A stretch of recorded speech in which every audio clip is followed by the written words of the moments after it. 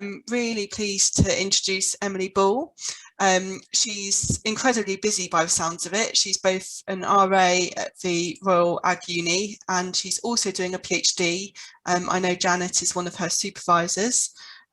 So she's very into sort of knowledge exchange and topics along those lines. So today she's going to be talking about understanding the knowledge requirements of dairy-bred beef calf rearers. So something that I'm really interested in, so I can't wait to hear you speak, Emily. And I think we're good to go. So Emily, if you'd like to share your slides and we will get started. Please note, you're also very welcome to have discussions in the chat. I can monitor the chat and we can go through them in the Q&A after Emily speaks. Obviously, you can also raise points during the Q&A, but please feel free to use the chat in the meantime. Okay. Brilliant. Thank you, Charlotte. All right.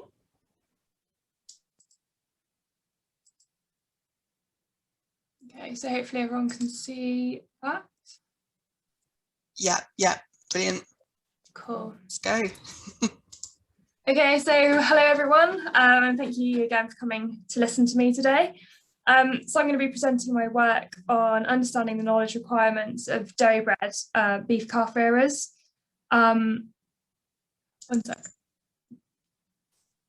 Sorry, things aren't going my end.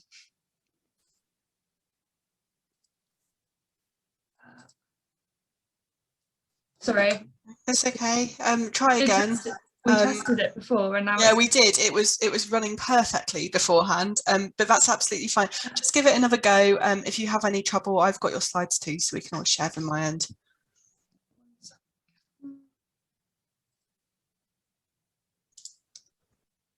There's always something with these virtual. It's just, yeah, inevitable.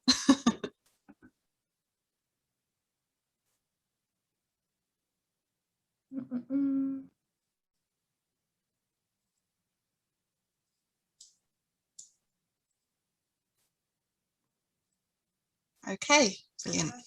Away we go. Right, let me just test it changes now. Yeah. Okay, I think it's working. Right. Yes, yeah. I'm so sorry. Thank you for bearing with that. So yeah, as Charlotte said, I'm a research assistant at the Royal Agricultural University, where I also work part-time on the knowledge exchange team. I'm very lucky to have some fantastic supervisors, both professors, so Janet at CCRI and David Main from the RAU. So I've been working on understanding calf rearing practices in the UK, key challenges in order to determine methods for knowledge exchange and potential future system change. But my RA role, as Charlotte referred to, I also work with Horizon 2020 projects, one of which is Eureka, and that's actually really helped to work out my research methodology. I'm also a farmer's daughter. I have reared dairy-bred beef calves as well, so I do have quite a lot of practical knowledge, and from that that spurred me on to wanting to do a PhD in the sector.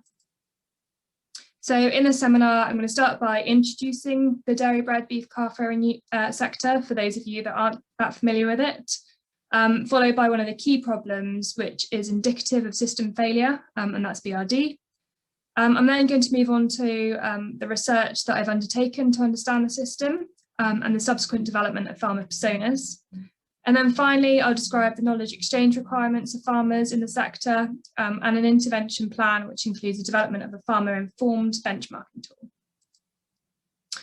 So to give you a brief background of dairy-bred beef calves, as the name suggests, they're calves that are born to dairy cows.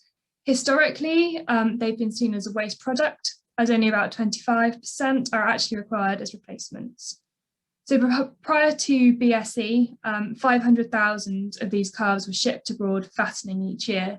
But in 2006, as shipments increased again, Compassion in World Farming and the RSPCA convened the Beyond Calf Export Stakeholders Forum in order to stop the UK essentially exporting its welfare problems. So currently just over half of the beef produced in the UK comes from the dairy herd. And in 2016, 78% of calves were retained by the industry, fattening, but 22% of male calves were still killed at birth. So positive movements have been made in the sector, but it is still complex, with the literature indicating that these calves receive a reduced level of care comparatively to dairy heifers. Essentially, they receive a division of care at a critical stage in their life when their immune system is still developing, as well as subject to movement from the dairy farm to a specialist calf rearer and with mixing with other calves, which results in further immunosuppression and exposure to new pathogens. So this image somewhat simplifies the complexity of the system, but it does help to demonstrate the typical journey of one of these calves. So after birth at the dairy, calves are typically reared for around 4 weeks under the care of the dairy farmer before being transported via a market or a collection centre where they're mixed with calves from other farms before being reloaded and transported to a specialist calf rearer for weaning off of milk prior to fattening. This practice exposes calves to stress and novel pathogens and when their immune system isn't fully developed and does result in high mortality and morbidity due to disease. The system complexity part arises due to a division of labour in a short period of time, as well as a lack of value placed on the calf and different practices and management. So, for example, different feed types and methods of feeding. It is important for me to note here that this isn't all calves. They don't all follow this route, with some dairy farmers selling directly to calf rearers to avoid long journeys and mixing with other calves, and actually other dairy farmers starting to rear on their farm.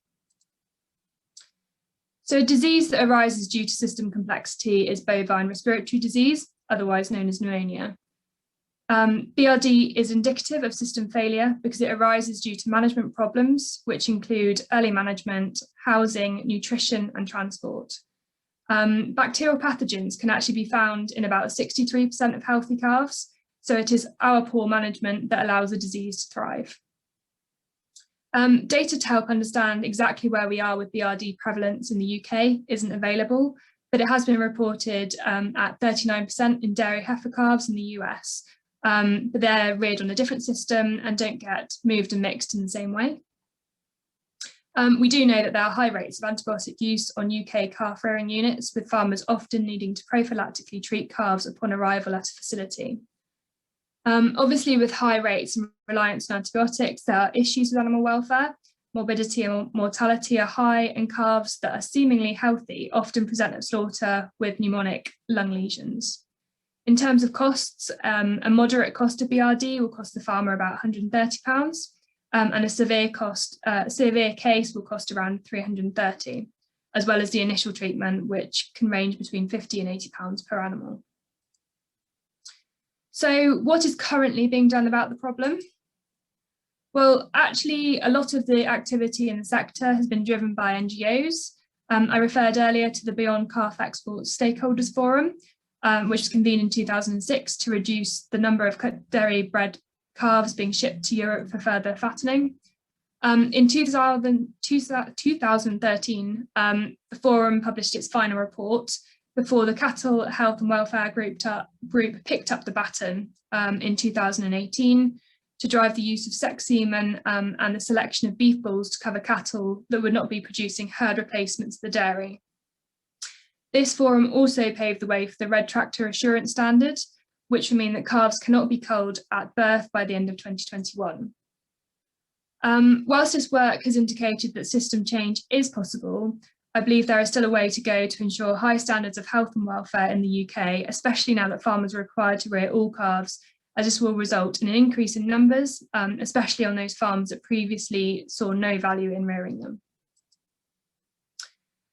And then in terms of the current knowledge exchange material that is available to support calf rearing practice, a review of grey literature showed that the advice provided was varied.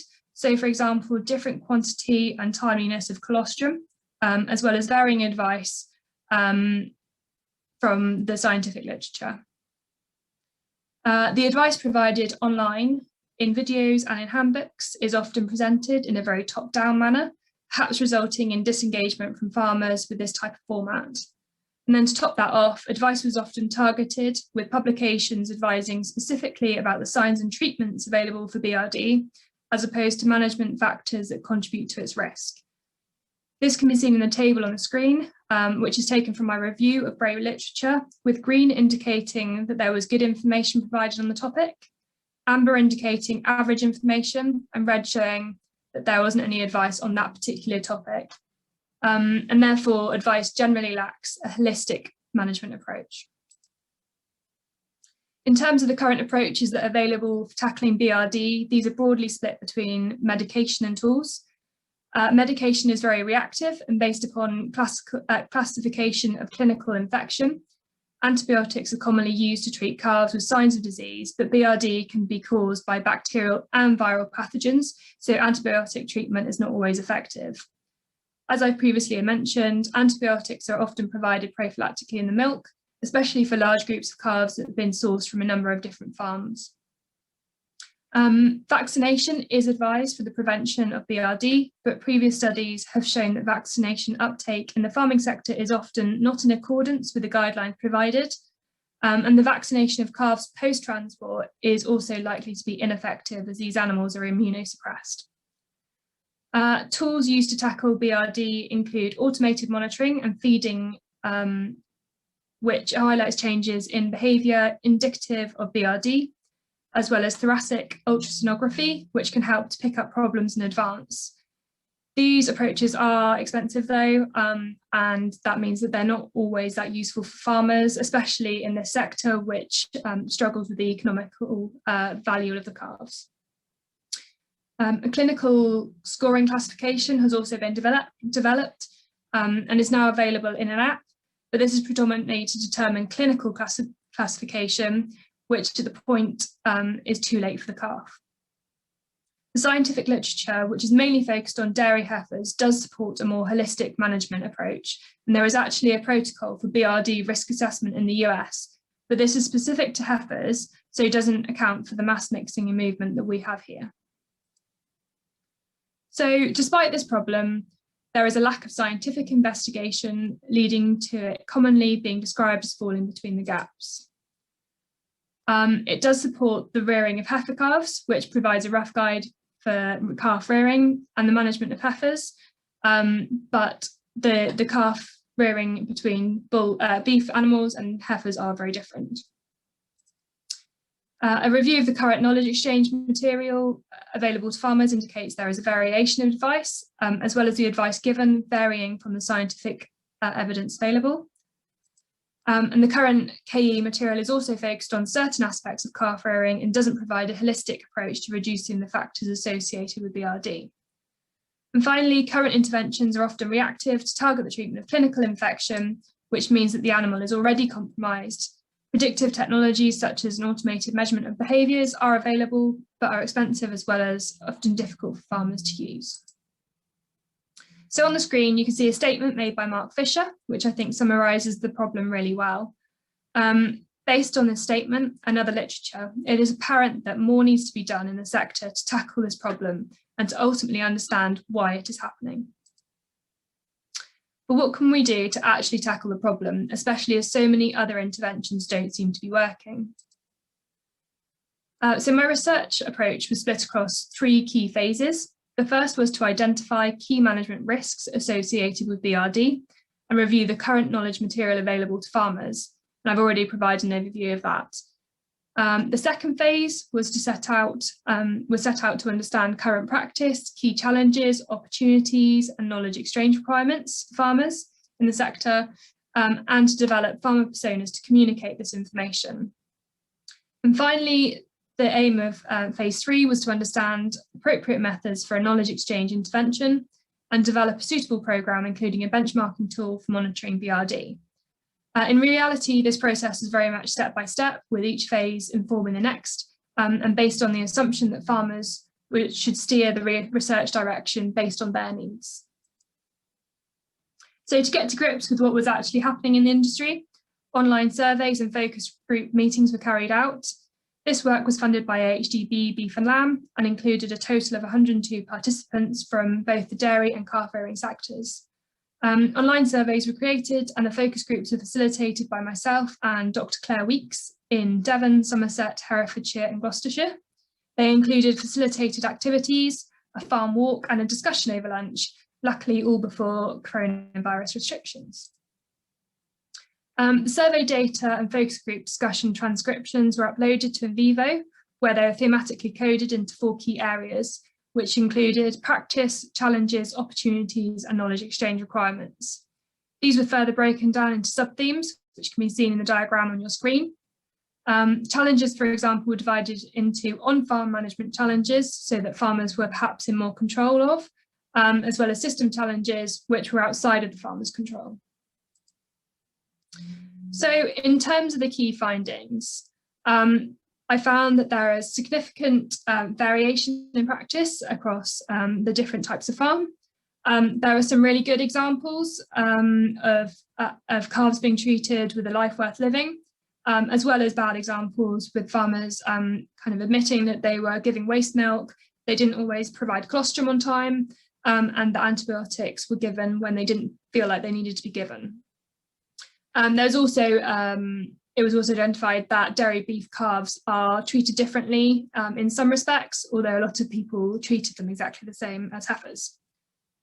In terms of challenges, they were split into management and system.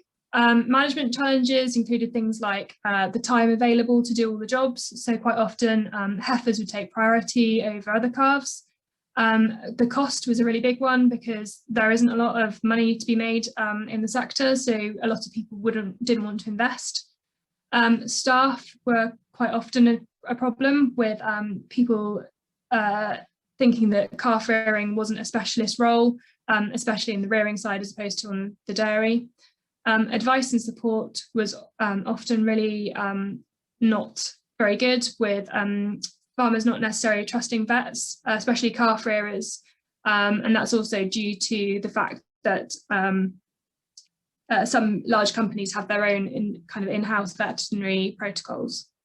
One of the biggest challenges was BRD, so it's good to know that the literature is reflected in practice. And then in terms of system challenges, a big one was adjustment to the system. So calves that had been fed on different types of milk powder or feed pellets, then having to adjust to a different system at the calf rearing unit, which caused a lot of stress. And then, as we know, stress causes disease. Communication and relationships between the dairy and the calf rearing sector were reported as quite bad, and feeling like the system wasn't very well integrated. TB being a really, really significant problem in the southwest, calves being unable to be moved to a approved fattening unit, and therefore potentially a problem in the future with not being able to cull those calves. A really interesting one was mindset, and actually a lot of people are reporting that they think that farmers, or they thought that other farmers didn't always see the disease problem, and that was potentially related to mental health, which actually in the literature is also associated. Animal welfare and mental health in farmers has been linked. And then in terms of opportunities, dairy farmers rearing non-replacements themselves was seen as a big opportunity. Another one was young farmers rearing at the source farm and getting into farming that way. Some people wanted to reward high health calves, and then of course better communication between the dairy farmer and the calf rearer. And then finally, in terms of knowledge exchange, mechanisms to support this, discussion groups were by far the biggest method that people wanted to see being used. Training as well, a professional training standard for the industry, which currently doesn't exist. And then people wanted to learn about health, so BRD specifically, nutrition, housing, and general management. So lots of really useful information, which helps us to not only understand the sector from the farmer's perspective, but also helps us to understand their needs and their requirements for intervention. But realistically, how useful is the data in terms of, it is actually quite a lot of descriptive data, and how can we use it for people to actually impact and affect change in the sector? And personally, I didn't think that people would want to read over 10,000 words, which made me think, how could I help to bridge the science and practice divide? And that's what led me to the development of Pharma personas. So personas are commonly used in user-centered design and have a key goal of focusing on the needs of users to ensure that technologies or products have good uptake. They're commonly used by manufacturing and retail sectors to help designers understand what their customers want. They're essentially fictitious characters and help to represent the needs of a larger group. Although they have been used in other sectors for a number of years, their use in agriculture is actually very limited, especially in the context of knowledge exchange. So how do you build a persona?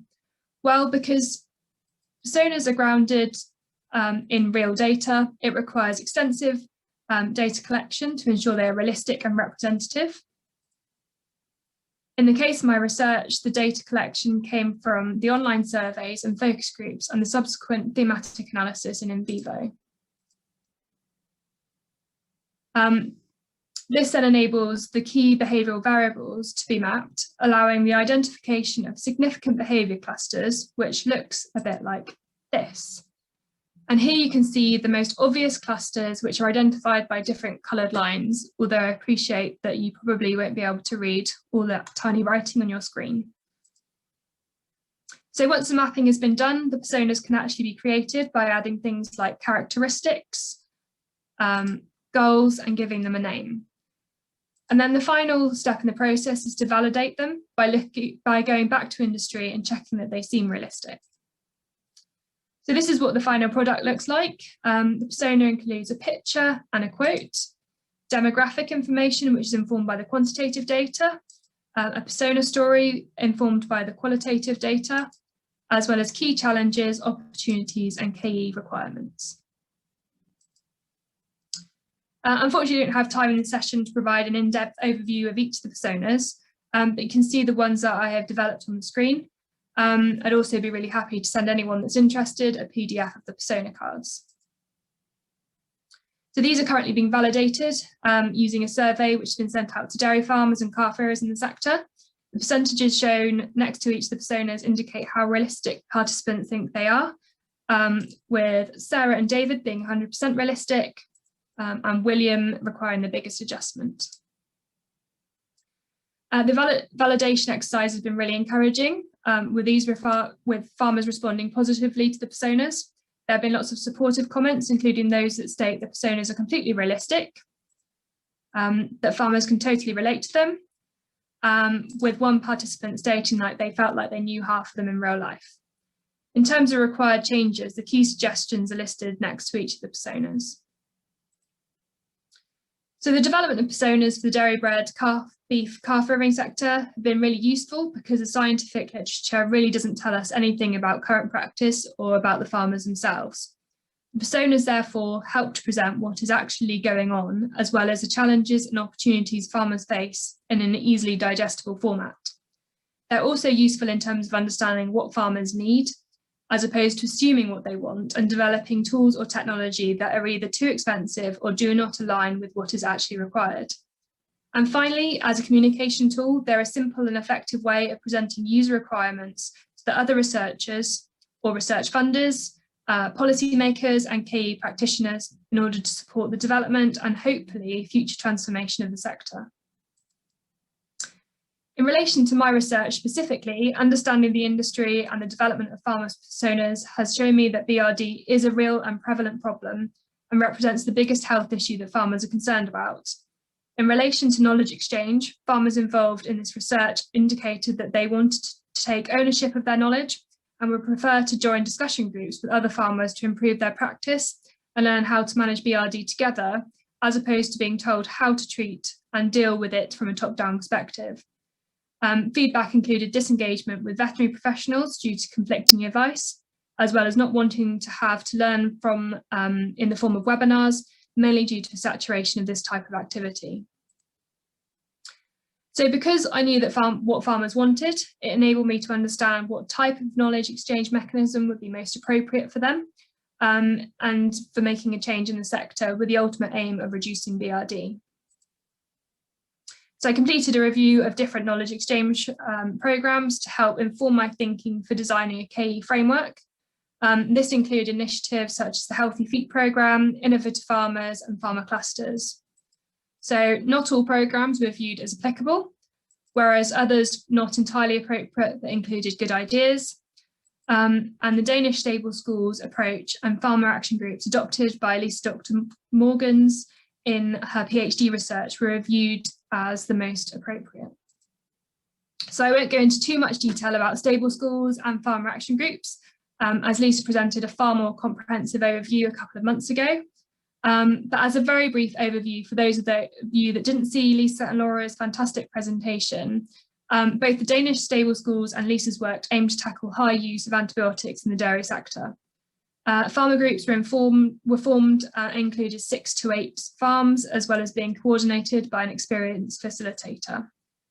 The farmers were encouraged to share their experiences, existing knowledge and ideas about practice, with meetings hosted by a different farmer each month. During each meeting, the host farmers' benchmark data was shared, discussed, and action plans devised. Then, following the first round of visits, a second cycle was completed. The groups generally concluded once antibiotic reduction was achieved, although I know some of Lisa Group members still continue to communicate, which I'm sure is due to her enthusiasm. So based on my findings in terms of farmer knowledge requirements in the dairy-bred beef calf rearing sector, Lisa and I put our heads together to develop a commercial offering for this knowledge exchange mechanism to be rolled out to industry. We made some really good progress to start with, but then unfortunately coronavirus put a stop to our ability to do anything on farm. The framework follows a similar structure to Lisa's previous work and is laid out over 5 steps you can see on the screen. The key objective of the programme is to tackle health and welfare issues with the knowledge that BRD is a significant issue that needs tackling. The one aspect that has required changing due to the complexity of the sector is what benchmarking data is collected to track progress, because it's very difficult at present to track antibiotic use between the dairy and calf rearing facility.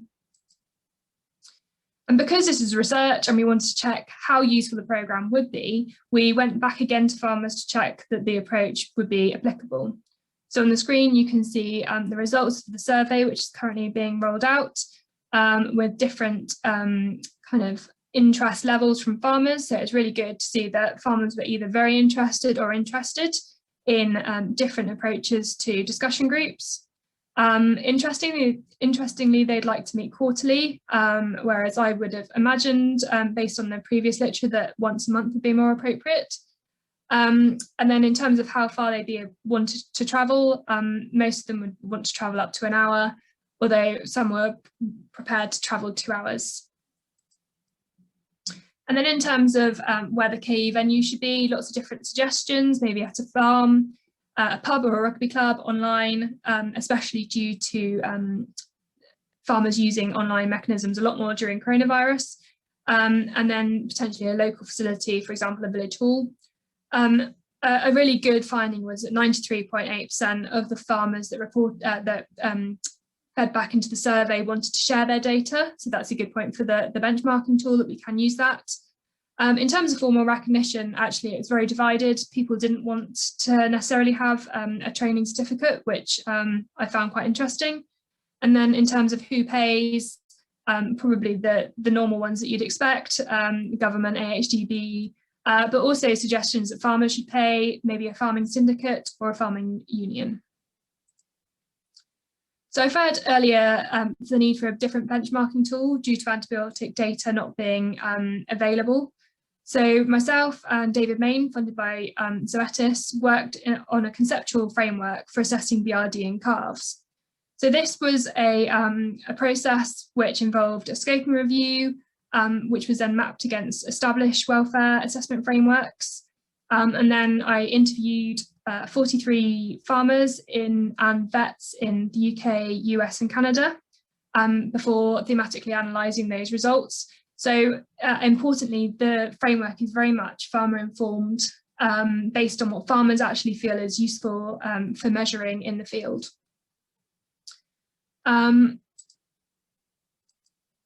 So the actual tool has 2 core domains. So the clinical signs, as well as behavioural expressions of emotional well-being, so how the calf reacts and how the calf carries out its normal activities.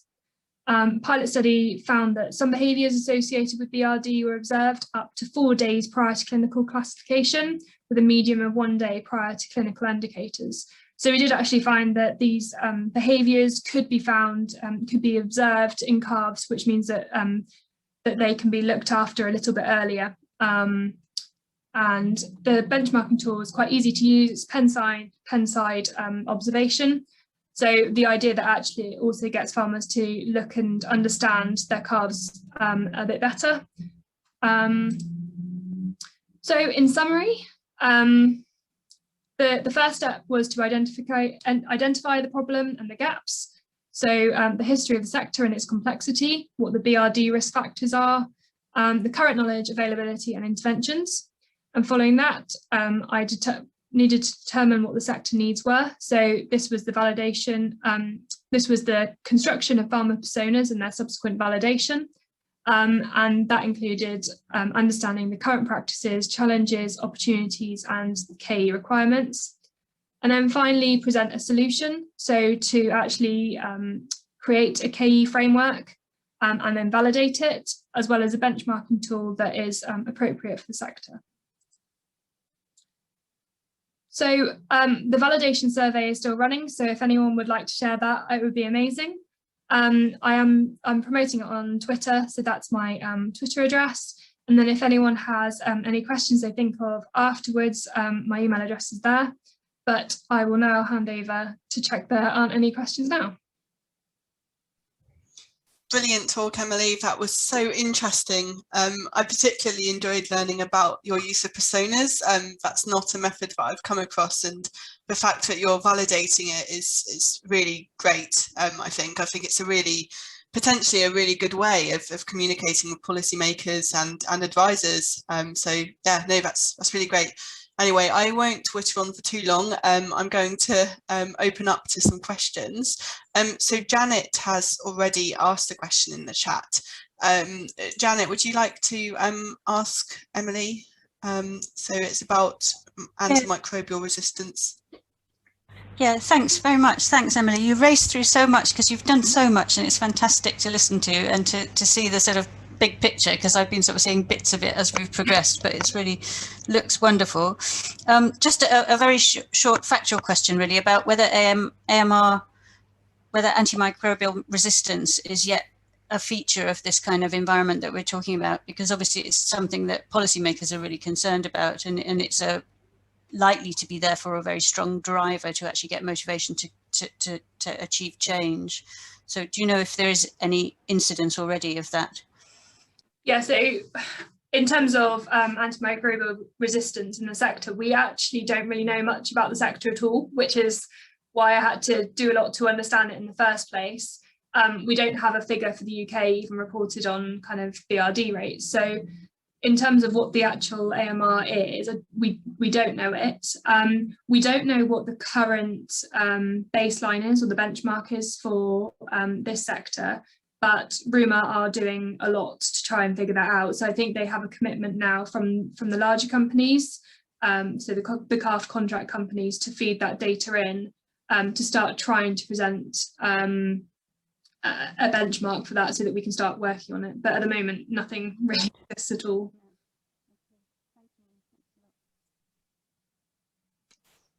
Excellent. Does anyone else have any questions? Raise your hand or just speak up. There's not too many of us, so you can just turn your mic off if you have any questions. I've got many more. Yeah. Yeah, I have a couple too, but I don't want to just very briefly, do you know yet what the interest has been in the groups and the benchmarking tool? Have you got any indication of anybody wanting to take those forwards? Because it sounds to me they would be really useful.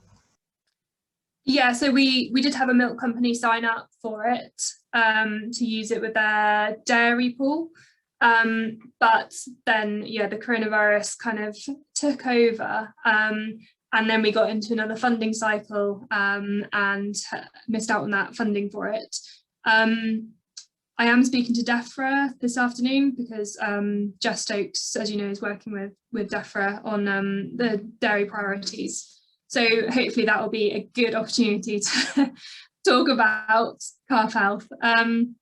So yeah, there are kind of, I think the biggest problem is the fact that people have to travel and make a commitment to it. And yeah, so we are pushing, we're kind of chasing at the moment now that restrictions have lifted a little bit, but meeting on farm, I'm sure as lots of other people know, it's just been an absolute pain at the moment. Okay, so Julie, you have a question? Yeah, thank you. Really, really interesting presentation, Emily. Thank you very much.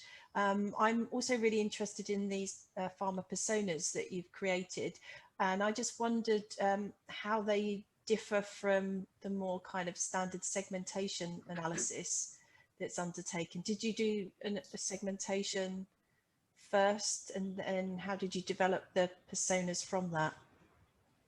No, so I used very much kind of like the user-centered approach, which is very much kind of marketing focused, as opposed to doing segmentation. I think in terms of like, there are a lot of limitations to segmentation and creating kind of stereotypes. I'm very aware of them. But I think in terms of this sector, there is so little that is known about it. It's almost like doing something to try and actually push forward those different types of people, so that, you know, that we can start to get a grip with the problems. And so yeah, that like a more generalized segmentation wasn't completed. So it's, yeah, very much based on the data that's collected from those farmers directly. Okay, thanks. And we have a hand up from Chris. Yeah, thanks, Emily. That was such a great and clear presentation, so well done. Yeah, a couple of things of going through my mind, we say. So in your introduction, you talked about sort of other problems and challenges in the system. So I was wondering whether your approach to this has helped resolve some of those, sense by talking it through with farmers. And another one was, do you feel that you touched on, you definitely are interested in it, but whether accreditation schemes, lots of dairy farmers are tied up with Muller or Marks and Spencers, etc. And I know that farmers too have concerns about those, in the sense they're constant changing role. But is this something that they're keen to pick up? So there's two questions there. Sorry. So in terms of the kind of like approaching, because I've mentioned it's done already, the approaching kind of the different schemes and aligning with different kind of big retailers. Like Lisa and I have kind of, you know what Lisa's like, she's very enthusiastic and will approach everyone. We have been doing that and have really been trying to get to grips with what the retailers want. But actually it is interesting, kind of like this research was warranted, because a lot of the retailers are out of touch with what is actually happening in the sectors themselves. Yeah.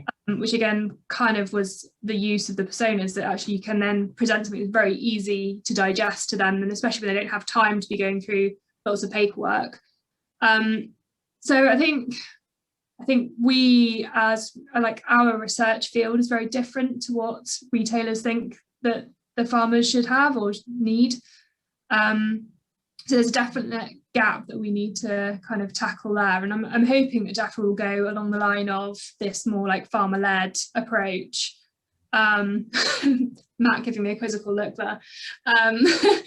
But I don't really know how the best way to communicate with the retailers and the assurance is, and I think there's like a massive project to do there, isn't there? And then that probably leads me on to the kind of the complexity, and BRD was you know, the biggest thing that came out of it, but there were lots of other challenges that came up at the same time, in terms of actually, like, how do you manage transition of calves from one place to another? So how do you make sure that the feeding practice at the dairy is the same as the feeding practice at the rearing unit, because that accounts for a lot of the problems. So it's trying to, like, BRD is basically is an indicator of the problem, and that really helps us to understand that there's a much bigger problem with the complexity of the system. that was a really waffly way of answering. Sorry, Chris. Nick has made a really interesting comment in the chat about this. Nick, would you like to go ahead? I sat there typing, thinking, why am I typing this? I should have just stuck up my hand. That would have been so much easier. Thanks, Emily. Really, really interesting. And yeah, what I put in the chat, which you may have seen, is with regard to the UK, or sorry, GB dairy calf strategy, and I'm leading a couple of the areas on that. I think the opportunity, there's a lot of people, I think 60 something businesses signed up to that, including a number of the retailers, significant number of the retailers are aligned to it. So I think there's an opportunity to take some of this and really positive view with regards to the challenges. And I think I like the bit where you're recognizing that certainly with regard to vaccination and so forth, it's too late by the time you realize that they've been put under the stress of the changes in transport and so forth, that actually those calves are not going to be helped necessarily by that. So I think getting farmers to recognize at an early stage either vaccination may be a way through this, or at least reducing the stress as they go through that journey. So I think there's an opportunity there. We are looking at two streams at the moment. One, an upstream, looking to try and encourage people to recognise that this is quality beef, or it will be quality beef, and try and deal with that as the red tractor changes come in. But also the downstream piece, and there's a large piece that we're trying to do with regards to working out what that communication is to dairy farmers. And I think the personas work is also really relevant to that we target that message or those messages across different groups of people. So no, really good. Thank you. Thank you. Excellent. So while there are no hands up, I'm going to ask a quick question. I found it really interesting what you said, that advisors are sort of giving information that isn't necessarily based on the scientific evidence. So I wondered, where are they getting their information from? Is it sort of is it because it's out of date scientific evidence, or is it that they're getting their knowledge from elsewhere? I'm just interested to know what are they delivering if it's not scientific evidence based? Yeah, it is really interesting, and I think, like, having actually reared calves, I had a lot of advice from people that I did question, and I guess not everyone would question that advice. So kind of like almost like old wives' tales, like this is what you should do with a calf, and yeah, okay. A lot of that is founded in experience, and farmers actually do know like how to treat their animals. Yeah. Like they deal with it all the time. But a lot of it is kind of like, oh, my father taught me this, or my mother taught me this, and it's been handed down generations, and no one really knows why it's happening, but they seem to think it works. And in a lot of cases, it's kind of simple things like if you've got a calf that's got pneumonia, make sure it's got enough. Make sure you give it liquids, and that's simple stuff. But in terms of actually what's in the literature, so for example, the transition of calves is a really complicated matter, because we like the kind of the maternal antibodies, as the maternal antibodies are going down and their own antibodies are going up, there's a spot in the middle, which is kind of 14 days, which the calves are really, really like at a risk of contracting disease. And then we go and make that worse by putting them on a lorry and mix them with other calves, and then wonder why we have an explosion of pneumonia. So because with TB you can't move, you have to have a test after 42 days. We move calves before that, so the dairy farmer can't keep them. A lot of dairy farmers did say they wanted to keep the calves on farm for longer because they knew that they could then sell stronger and healthier calves, but they had to get them away before that. So we're actually moving calves at the worst time for them, because of our other complicated legislation. So yeah, that's where the scientific advice would definitely doesn't align with what we're doing in practice, and there is kind of what makes sense and what doesn't make sense. You have to go with we have to do it because of TB being such a prevalent issue, but really those calves aren't benefiting from it at all, and actually maybe they should be moved a bit earlier, to try and make sure that they're still in that maternal antibody, which is what they do in Canada. They move at 1 to 2 weeks old, but then we won't go there because there's a lot more problems. Yeah, that's really interesting, because obviously farmers' local knowledge and their experiential knowledge is so important. It's absolutely vital, and a lot of them will have knowledge that's been passed down through generations, and most of that is often completely right. But if there are a few gaps where they have actually sort of learned things over time that aren't actually helping things, then yeah, it's really important that they start relearning that. Okay, are there any other questions? No. If not, I have one more. So you said how sort of over 90% of the farmers in the action groups are happy to share their data, which is brilliant actually for benchmarking tools, and I'm quite interested in benchmarking. So did that data include things like their economic data or anything like that, or was it more just about how they manage a farm? And also, are these groups, are they with farmers that all know each other? So do you think they'd be willing to share data with farmers who maybe aren't familiar with each other? Just wondering a bit, yeah, if you could. Yeah, so I didn't actually go into that in detail at all. Because, it was mainly kind of that I suddenly realised I'd put a K framework together, and I didn't know that it would actually be accepted by farmers, because kind of I'd spoken to farmers 2 years before that, and wanted to check that it was still something that was relevant and that it would be useful. So the questions I asked in the survey, which I think was probably already too long for a lot of people filling it in, would you be prepared to share benchmarking data? So that was okay. of the question. Yeah, but it's really encouraging anyway that they are interested and willing to share some data. But yeah, further work into finding out which bits of our data. Janet, you've got your hand up.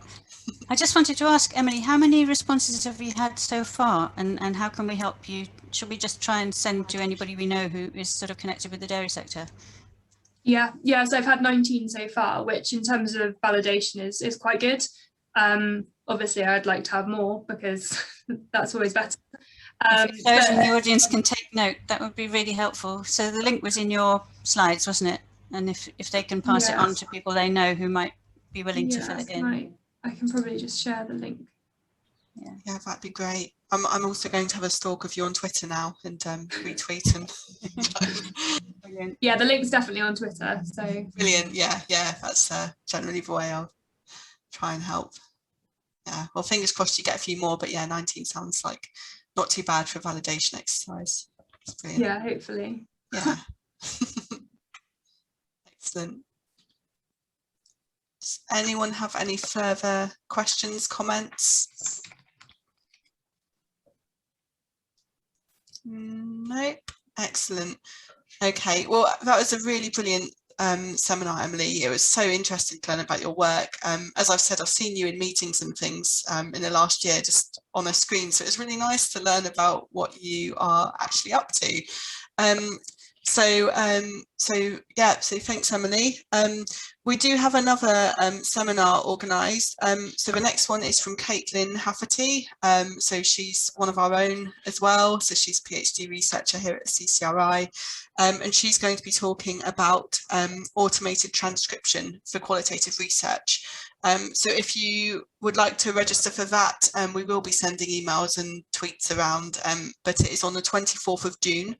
And we will hopefully see you all there. So with that, I think we can end the seminar, and yeah, thanks again to Emily, and we will see you all soon.